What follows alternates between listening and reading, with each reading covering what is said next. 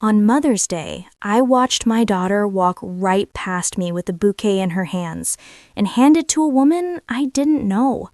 She smiled at her, laughed with her, and didn't even glance in my direction. The park was full of laughter. The air smelled like flowers, and everyone else seemed happy. But my heart sank. I felt invisible, shocked and completely powerless as I stood there frozen. My name is Sarah. I'm a mother, a listener, someone who thought love and trust were enough to protect the people I care about most. Years of laughter, bedtime stories, rainy afternoons, and quiet mornings, moments I believed would always keep us close, were suddenly fragile. That Mother's Day showed me how quickly everything can change when someone else finds a way into your child's heart. Stay with me as I take you through every moment. The small signs I missed, the whispers that tried to pull her away, the struggle to be heard, and the moment she finally ran back into my arms. If this story keeps you on the edge of your seat, like, comment your thoughts, and subscribe for more. And if you're watching from somewhere special, drop your location in the comments. I'd love to see where this story is reaching. The mornings we spent together in the kitchen were some of my favorite times. I could still see her tiny hands reaching for the cookie cutters, her fingers gripping the bright shapes with such concentration. She would hum a little tune as she worked, dropping bits of dough on the floor and giggling when I scolded her playfully. The smell of flour and sugar filled the room, warm and comforting, curling around us like a soft blanket.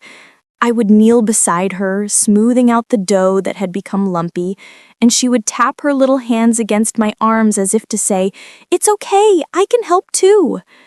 I remember how she insisted on making the cookies in unusual shapes, hearts, stars, even strange abstract forms she claimed were animals. She would laugh when the chocolate chips rolled away from her careful placement. I watched her, smiling quietly, feeling proud of how she cared about even the smallest details. When one chip fell on the floor, she would frown in disappointment, and I would scoop it up and pretend we were rescuing it from danger. Then we would sprinkle it back on the dough together, laughing at our little rescue mission. Sometimes she would get impatient if I corrected her, pulling her small hands away from the rolling pin or pointing out that the dough was sticking to the counter. "Mom, I can do it," she would say, her voice a little sharp but full of determination. I would step back, letting her work her way through mistakes, watching her face light up when she succeeded. There was a satisfaction in seeing her learn through trial and error, and I tried to match her energy, showing excitement over every small victory, no matter how trivial it seemed. The kitchen was more than just a place for baking. It was where we talked about our days, where we shared little secrets and small confessions that felt too important to tell anyone else. Sometimes she would whisper about a classmate at school or a problem with a friend, and I would listen, nodding and offering advice in the gentlest way I could. She would lean against me, trusting me to understand, and I felt a quiet warmth in that closeness. The moments were simple, ordinary, yet they carried a weight that neither of us fully realized at the time. After baking, we often moved to the living room, where we would read together. The lamplight cast a soft glow, and her small face would turn up to me with bright, curious eyes. She loved the pictures in the books, pointing at them and asking questions about every character and setting. "Why is she sad?" she would ask, or "Where is he going now?" I answered as best I could, sometimes making up small stories when the book didn't explain enough, and she would listen intently, nodding or gasping at the right moments. I would wrap a blanket around her shoulders, feeling her little body lean against mine as we read page after page. It was a quiet intimacy, a sense that the world outside could wait, that in this corner nothing could harm us. Some nights, the rain would start while we were reading. I could hear it tapping against the windows, steady and soft at first, then heavier, drumming against the roof. She would frown at the sound, her hands clutching the blanket tighter. I would hold her close, rubbing her back slowly, and she would press her face against my chest. "It's okay," I would whisper. "The rain is just water. It cannot hurt you."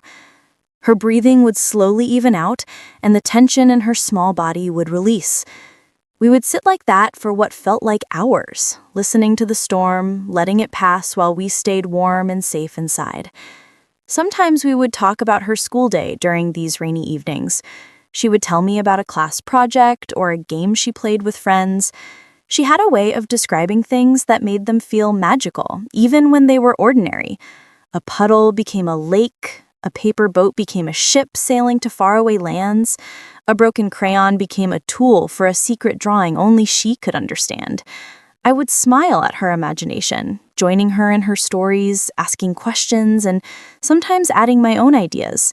It felt like a partnership, two minds connecting over shared creativity and curiosity. There were moments when I saw her sadness too. Sometimes she would come home from school with quiet eyes and a heavy expression. She would sit on the couch, hugging her knees, staring out the window. I would approach gently, kneeling in front of her, asking softly what had happened. At first, she might shake her head, unwilling to speak, but usually she would tell me a little bit, slowly, with pauses. I would listen, not rushing, not judging, just absorbing the small details she offered. I would put my hand on her shoulder or brush a strand of hair from her face, and she would lean into me for comfort. Even when she was upset, she trusted me. She allowed me to sit with her, to help her feel less alone. I tried to be patient, even when I felt a twinge of worry I could not shake.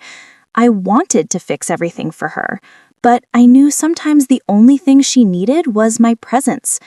That quiet support became our language, one built on small gestures, a hand held, a blanket wrapped around her shoulders, a soft word whispered into her hair. In the afternoons, we sometimes went for walks. She would hold my hand, skipping ahead a little, then looking back to make sure I was following. We would watch the clouds move across the sky and invent stories about the shapes we saw. Sometimes she would stop, crouching to pick up a leaf or a rock, examining it carefully before handing it to me with pride. She loved showing me her discoveries. I smiled and praised her, asking questions, teasing her gently. Those walks were long, simple, and full of laughter. Over time, however, I noticed small changes. She started closing her bedroom door more often. She would answer me in short sentences, sometimes with a hint of frustration. A glance that used to sparkle with excitement might now seem distant or distracted. I tried to ask her gently what was wrong, but she would shake her head or walk away. I did not push too hard, thinking perhaps she needed her own space or that this was a natural part of growing up. Still, I could not ignore the unease that settled in the pit of my chest. Even as she grew quieter, there were still moments that reminded me of the closeness we shared. A smile that lingered longer than usual, a hug that felt full of trust and warmth, a note she left for me on the kitchen counter, thanking me for something small, a gesture that showed she still cared. Those moments were fleeting but precious, and I held on to them, hoping they meant our bond was strong enough to survive the distance that was slowly creeping in. Sometimes I would watch her from across the room, noticing the way she interacted with others. She had always been curious and kind, but lately I saw her observing people in a way that seemed cautious, almost secretive. I wondered what she was thinking, what worries or thoughts she kept to herself. I tried to talk to her, to share my day or feelings, hoping she would open up. Sometimes she did, sometimes she did not. I thought about the small routines we had shared, the bedtime stories, the kitchen laughter, the rainy afternoons. They had built a foundation of trust, love, and understanding. I believed that foundation could withstand minor distance or quiet moods. But even as I clung to that hope, I felt a creeping sense of uncertainty. She had started spending more time with friends outside the home, sometimes refusing to tell me where she was going or what she was doing. The change was subtle, not dramatic, but it was enough to make me notice, to make me worry that something in our closeness was shifting in a way I could not control. Despite these worries, our bond was still strong. She would still run to me when she was hurt, laughing after a scraped knee or a stubbed toe. She would still ask me to read her favorite story for the 100th time, listening as though it was the first. Those moments reminded me that the love between us was real, that it was not fragile, even if it had begun to show small cracks. I thought often about how these small moments of trust and closeness had shaped us. The baking, the reading, the walks, the rainy afternoons.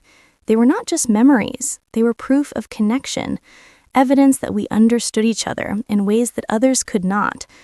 I hoped that when challenges came, she would remember these times, remember that I was there for her, even when it was hard to show it in words. There was also a part of me that worried about the future. I wondered what would happen when she faced decisions without me, when she was influenced by people I did not know or could not guide. I hoped that the foundation we had built would be enough to guide her, to help her make choices that kept her safe and happy. I hoped that the trust we had created would be strong enough to survive any distance or confusion that might grow between us. Even as I worried, I still tried to focus on the present. I watched her closely, noticed the small gestures, and celebrated the little victories she achieved each day.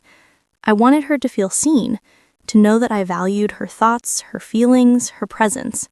I wanted her to feel the warmth of our connection, the certainty that she was loved deeply and completely, no matter what happened outside our small world.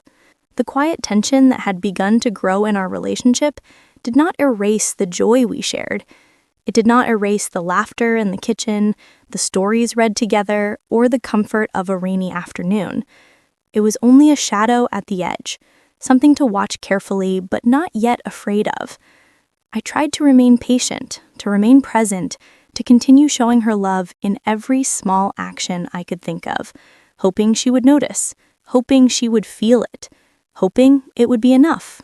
Even now, thinking back to those moments, I can see her small hands in mine, her bright eyes focused on me, her laughter filling the room. I can feel the warmth of the blankets around us, the smell of cookies baking, the rhythm of rain on the windows. Those memories are vivid, almost tangible, and they remind me of the depth of our bond, the love that had grown steadily over time, and the hope that no matter what changes came, it could endure. The woman my daughter had handed the flowers to stepped back slightly, holding them gently in her hands. She smiled at my daughter with a softness that seemed carefully measured. I noticed the way she leaned down, speaking to my daughter in a quiet voice, almost like a secret only the two of them shared.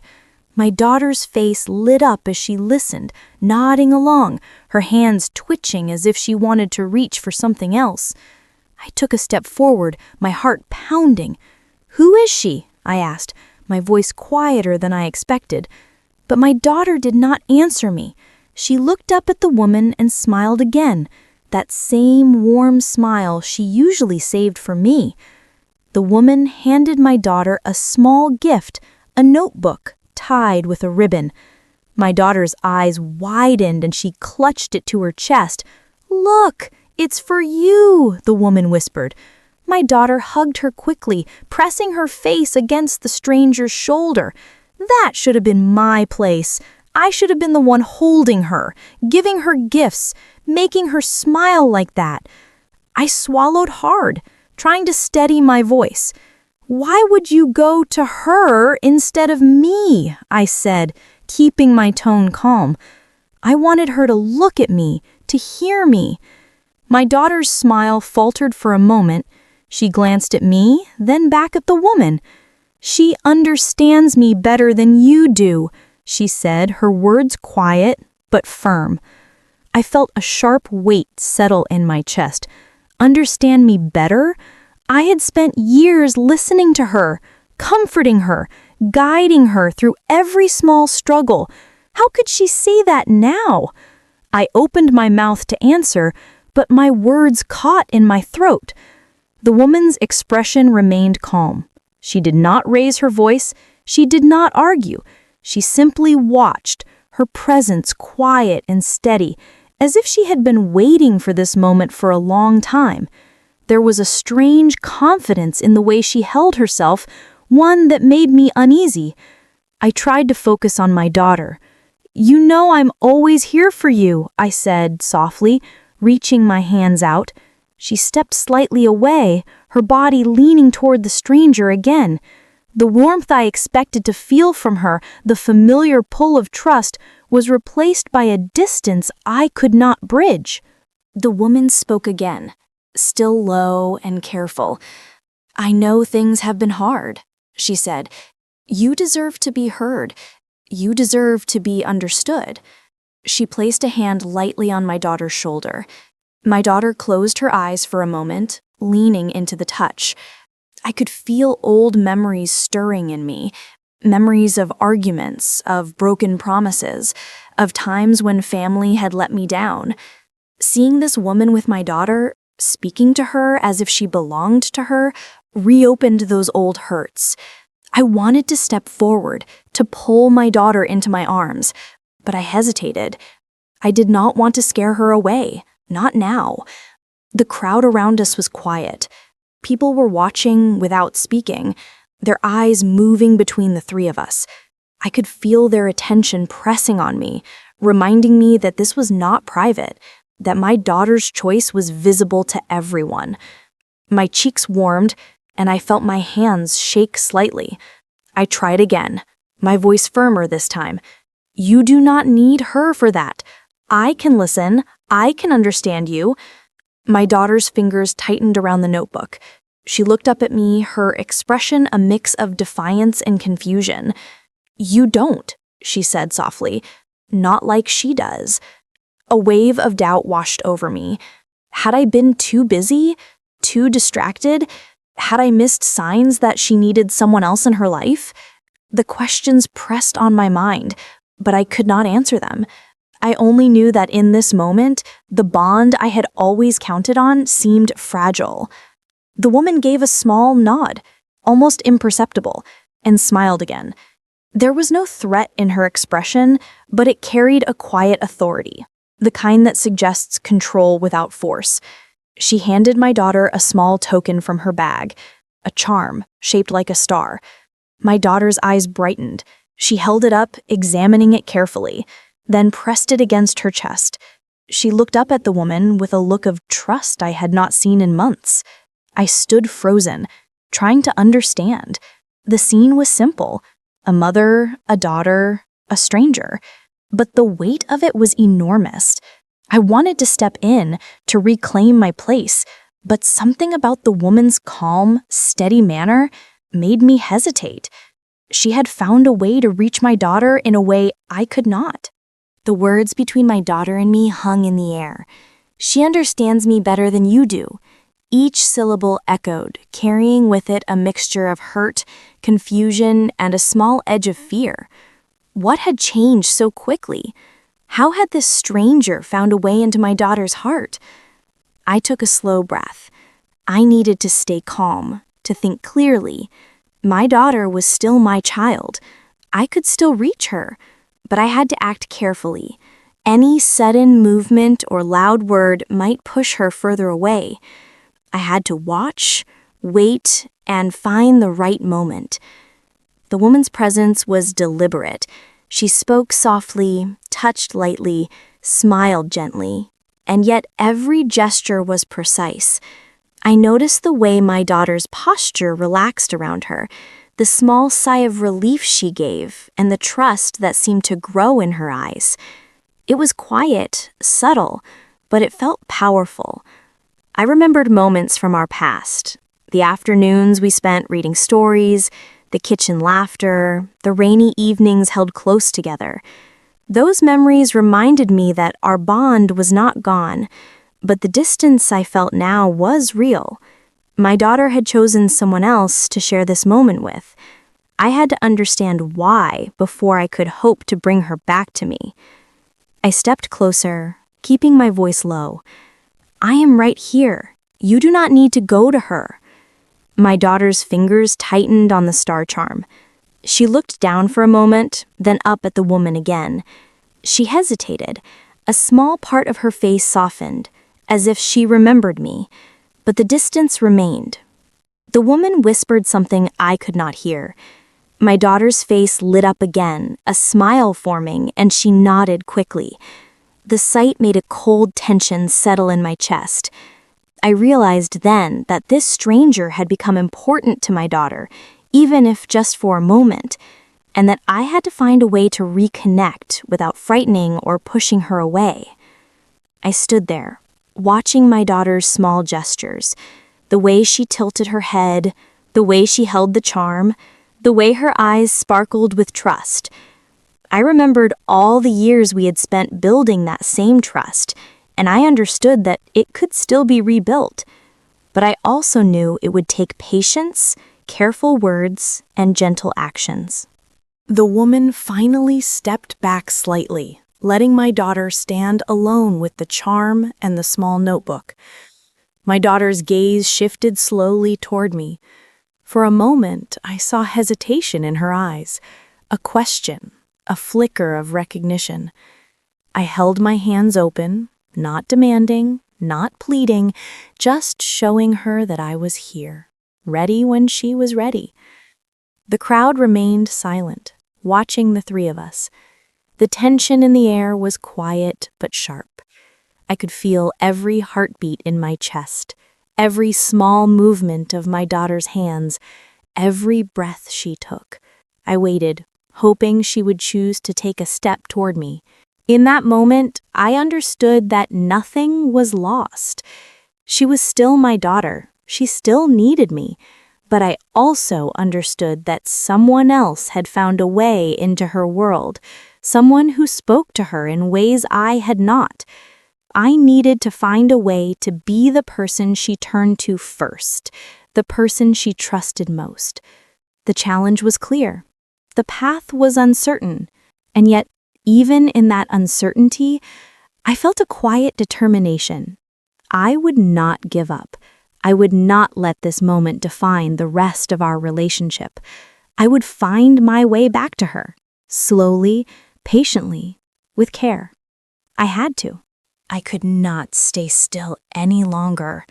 My daughter's small hand rested on the charm, her eyes flicking between the stranger and me, her trust divided. The weight in my chest was heavy, but it was not fear, it was resolve. I needed to act.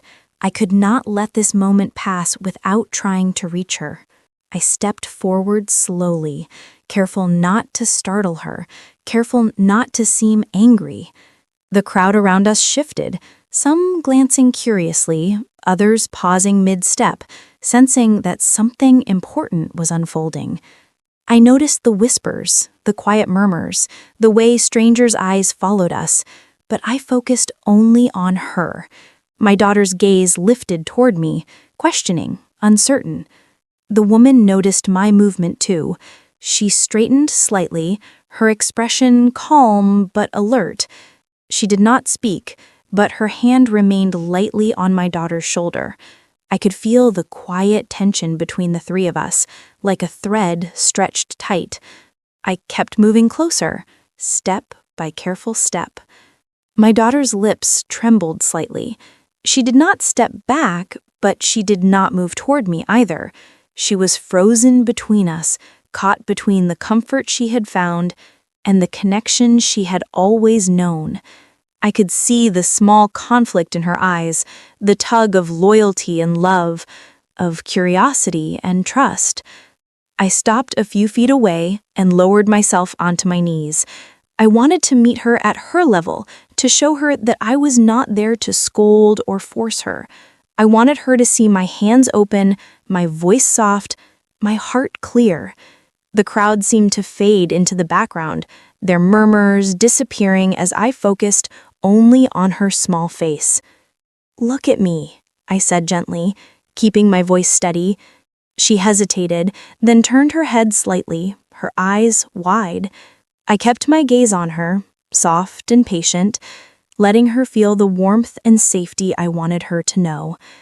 "I am right here," I continued.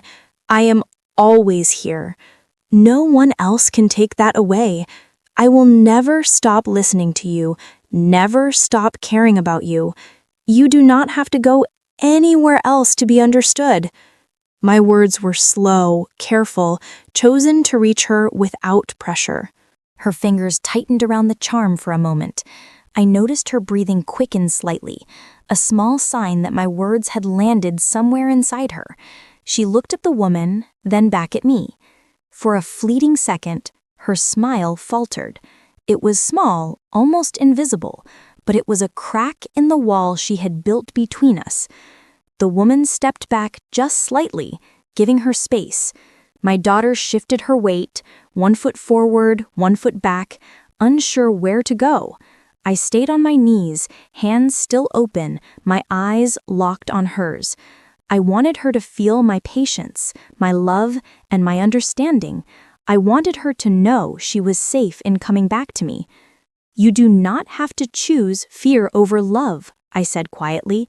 "You do not have to worry that I will be too harsh or too busy. I am here. I have always been here. Please, just come to me. Let me hold you." Her eyes welled up slightly and she swallowed. She shifted again, glancing between me and the stranger. The crowd had grown silent now, sensing the weight of the moment. I felt the tension in my chest ease just a little, noticing the hesitation in her posture, the flicker of doubt on her face. I reached out my hand toward her, palm up, steady and welcoming. She glanced down at it, then at the ground, then slowly back at me. I could see her small chest rise and fall faster than usual. I kept my voice soft, gentle, and steady, showing no anger, no frustration, only love. "You are my daughter," I whispered. "I have loved you every single day, even when you think I am not listening. I will always protect you. I will always be here for you, no matter what. Please trust me, just a little. That is all I need." She hesitated, her lips trembling, eyes wide. I noticed her small hand twitch, almost reaching for me, then pulling back. I did not rush her. I did not scold her. I stayed on my knees, patient, letting my presence speak for me. The stranger woman finally stepped completely aside, giving my daughter a clear path.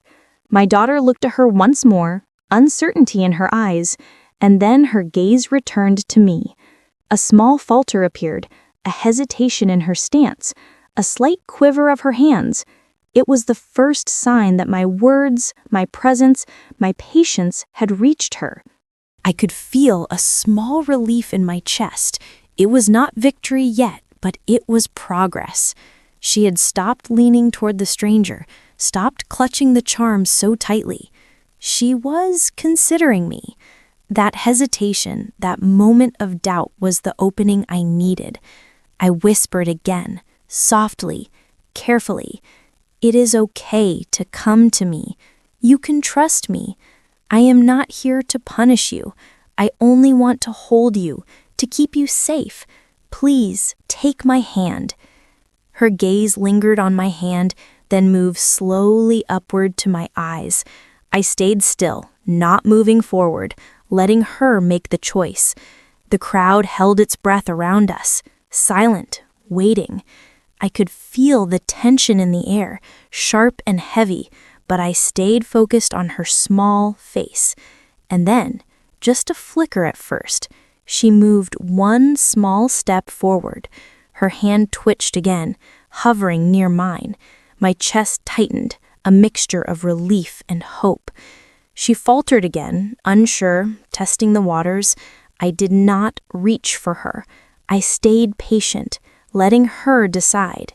Her lips parted slightly. She blinked rapidly, a quiet sigh escaping her. She glanced at the stranger one last time, then back at me. The falter remained, small but noticeable. She was shaken, unsure, and yet, for the first time since this confrontation began, She had not turned away completely. I held my gaze, my hands still open, showing her that I would wait as long as it took. No threats, no scolding, no loud words, only presence, only patience, only love. In that moment, I realized that patience and vulnerability could be stronger than anger or force. My daughter's hesitation was proof. She could feel my love, and it had reached her, even through the confusion and fear. The woman stayed a few steps back, silent now, letting the bond between us take the stage. My daughter's small body trembled slightly, her hands unclenching. I whispered again, softly, "It is okay. You are safe with me. I am here." It was the first time she had faltered, the first time the distance between us shown signs of closing. And in that moment, I understood that love, patience, and quiet persistence were what could bring her back. Not force, not shouting, not judgment. The moment felt fragile, like walking on thin ice. My daughter lingered between us, clutching the small star charm in her hands, her eyes darting from me to the woman who had somehow claimed her trust. The crowd around us was quiet, but the whispers began to rise again. Soft at first, and then louder, carrying opinions that felt like tiny cuts. Some people glanced at me with sympathy, others at the stranger with curiosity, as if waiting to see who she would choose. The woman leaned down, her voice low, gentle but calculated. "I have always been here when you needed someone," she said. Her words landed like stones, careful and deliberate. I listened when no one else did. I understood what you wanted and needed. She was never really there for you, but I was. My chest tightened at the sound of it. The weight of past mistakes, small failings I had long carried in silence, pressed down on me suddenly. Did she see only my failures? Did she think the moments I had tried, the hours I had spent listening, never mattered? I could feel doubt creeping in, whispering that maybe I had failed her somehow.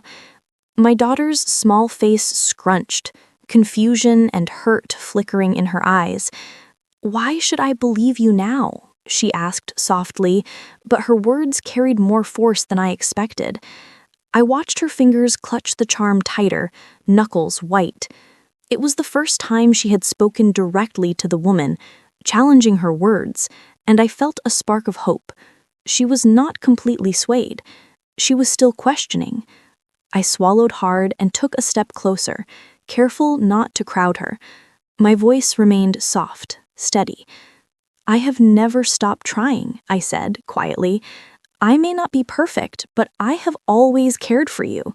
I have always been here, in ways you might not have noticed. Every day, I have been here." The woman's eyes flicked to me, calm but sharp. "You were not there when she needed more than food or homework. You were not there when she was alone or afraid. I was, and that is what she remembers." The words stung, each one hitting a spot deep inside me I had thought healed. Years of small mistakes, moments of distraction, tired afternoons when I could not be fully present. They all came rushing back. I felt guilt washing over me, cold and heavy. I wanted to defend myself, to list every hour I had stayed up late listening, every tear I had wiped away, every effort I had made. But I held my tongue. My daughter needed me to be calm.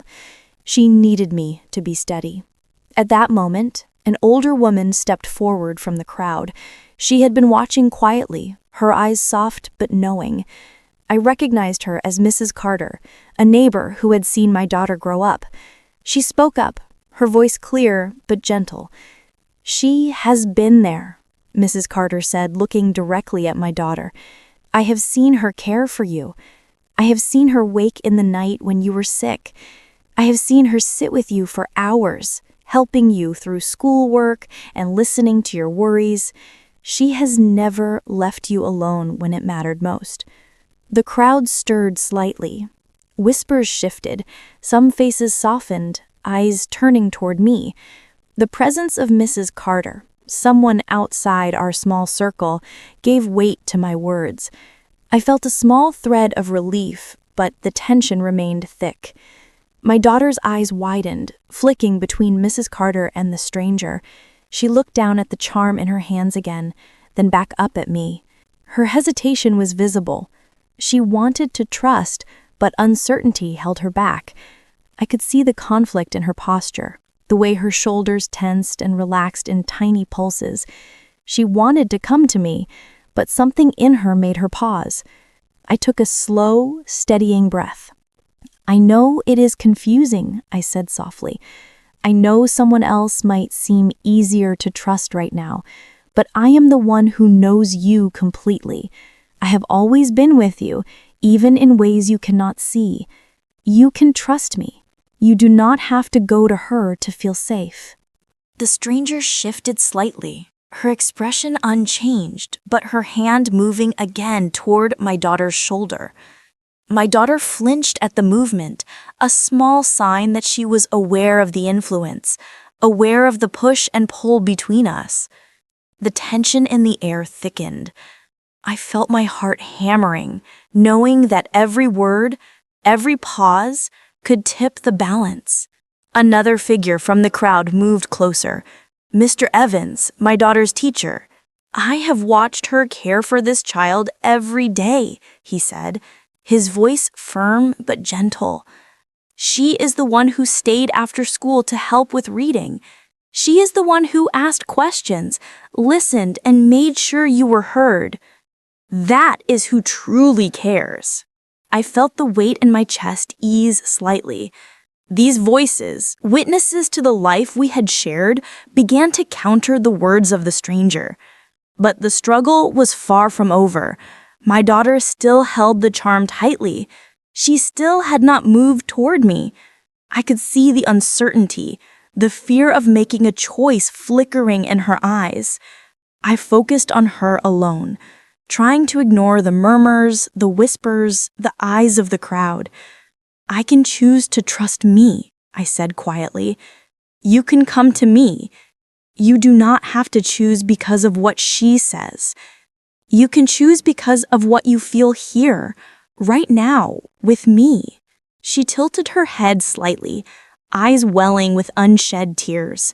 I saw the struggle, the pull of comfort and familiarity from the stranger, the pull of love and history from me. I stayed on my knees, hands open, voice calm, letting her see that my offer of care was steady and unwavering. The stranger whispered again, low and careful, trying to regain her hold. "I know what she cannot give you," she said softly. "I am the one who listens. I am the one who understands." I took a deep breath and let the words wash over me without reacting. I did not argue. I did not shout.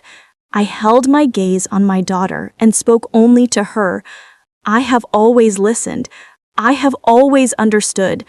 I may not be perfect, but I am yours. Always. You can come to me." For a long moment, the three of us stood frozen, the crowd quiet, the air heavy, my daughter caught between two worlds. Her small hands shifted on the charm, then relaxed slightly. Her eyes softened, flickering between us, and I saw a small tremor of recognition, a spark of trust returning.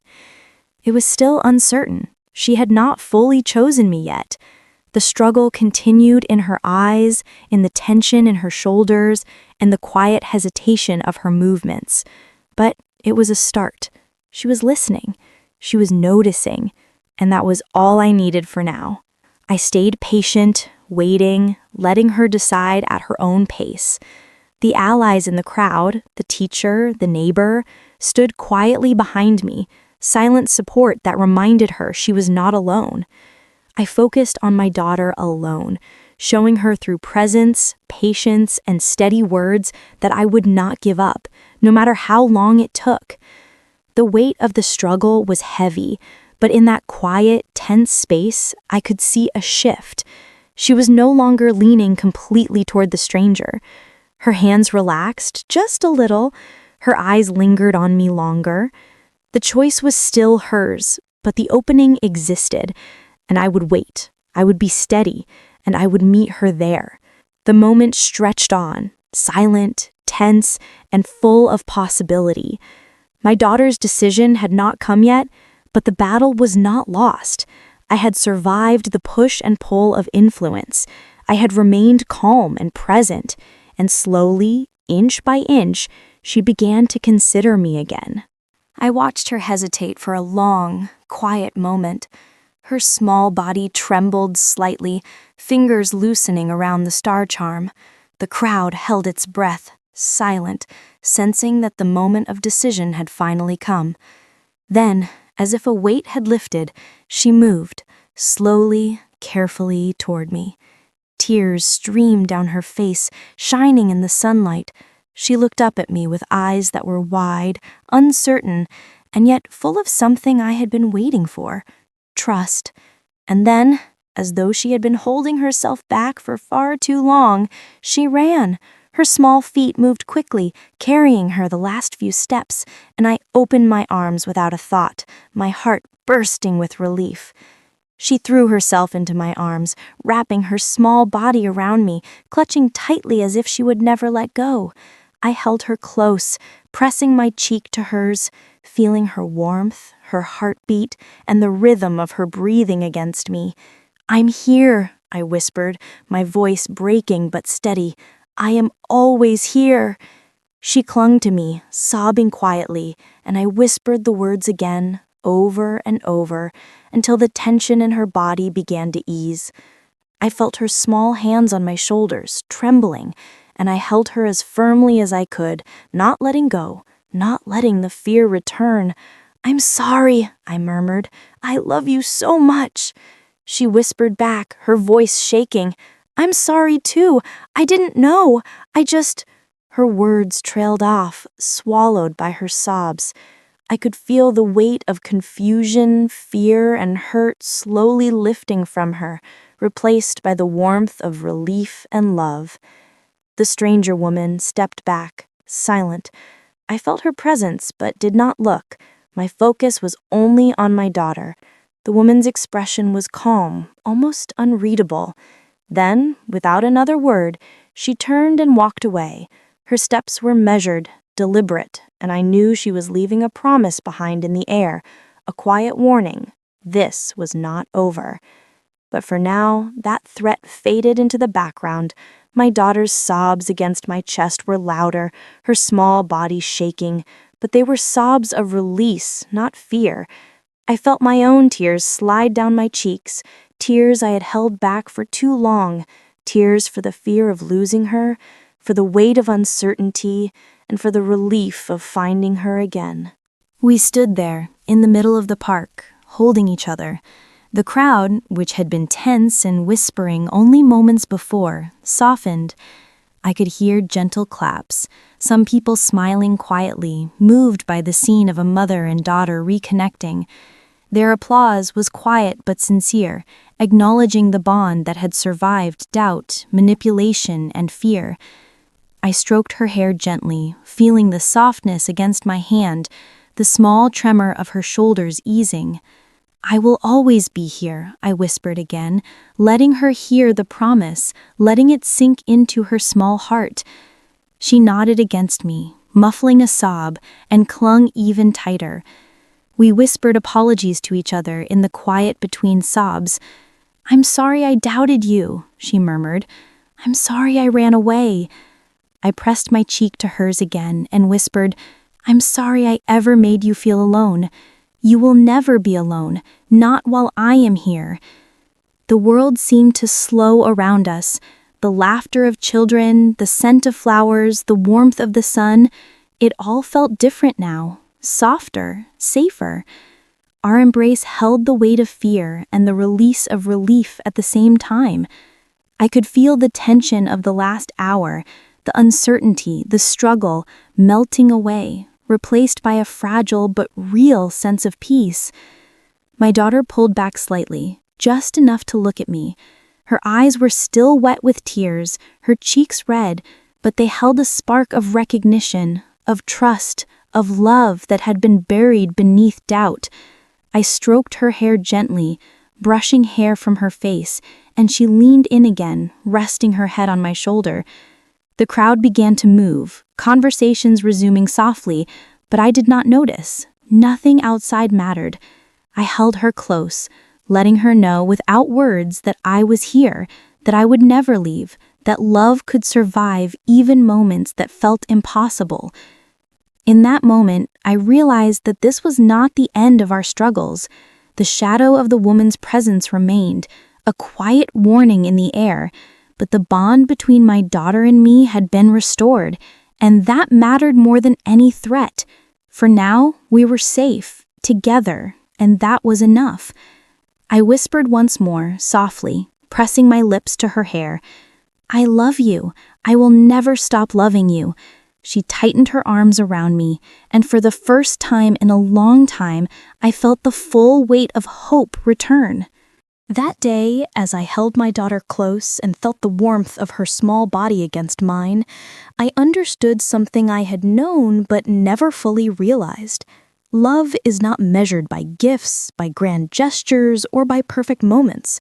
It is measured by the quiet times, the small actions that show care, the patience and presence we give when no one is watching. I thought about all the times I had been there for her, staying up late to read her stories, holding her through fear, celebrating small victories in the kitchen, walking beside her in the rain. Those moments had built a bond, stronger than any words or presents. Even when someone tried to pull her away, those quiet moments had carried more weight.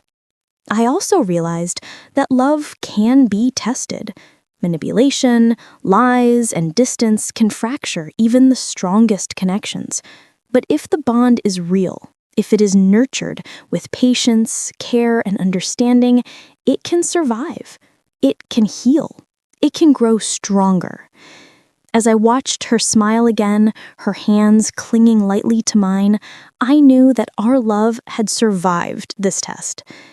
And yet I also knew life would continue to bring challenges, moments when trust could be shaken and patience stretched. But the foundation we had built, the everyday care, the attention, the warmth, would always be there to guide us back to each other. I looked at her small face, her eyes shining with relief and trust, and I whispered softly in my heart, "Love is quiet, persistent, and enduring. It does not need applause or recognition. It only needs presence." And then I wondered, as we walked slowly together through the park, feeling the sun and hearing the distant laughter of other families, if someone tried to steal the person you love most, would your bond be strong enough to survive? The day faded gently, sunlight warming our faces.